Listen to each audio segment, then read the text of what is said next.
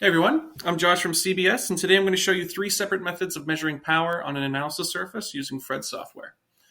And to start, we're going to select New Document. We're then going to right-click on Optical Sources, mouse over Create New Source Primitive, and we're going to select Point Source Incoherent. And we're going to leave all the default settings, so just select OK.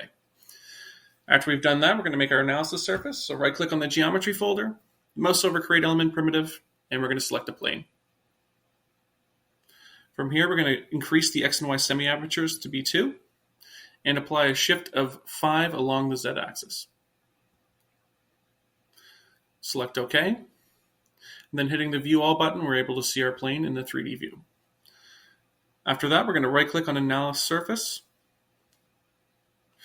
and we're going to select New Analysis Surface. We're going to uncheck Auto Size Data and make our min-max to be from -2 to 2, and we're going to select OK. We're then going to open the surface of our plane in the Geometry folder and open the Analysis Surface folder, and then we're going to drag and drop our Analysis Surface, which is now applied to our Analysis Surface.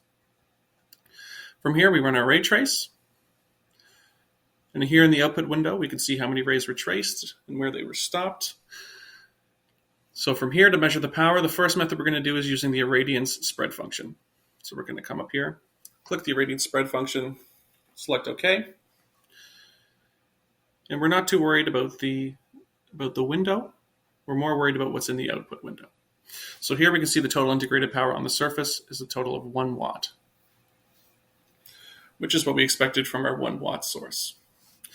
Okay, so an alternative method is to use the ray summary. So we're going to go to Analysis, and we're going to click Ray Summary, move down and select OK. And here we can see the total incoherent power on our plane surface, again, of 1 watt.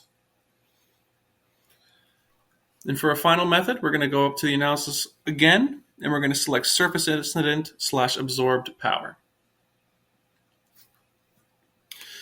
And here in the output window again, we can see the total number of incident rays, and we can see the absorbed or lost power as well as the incident power, which are both the same of 1 watt. And there you have it. As always, CBS is here to support and guide all FRED users. Make sure to keep an eye out for more helpful content just like this one.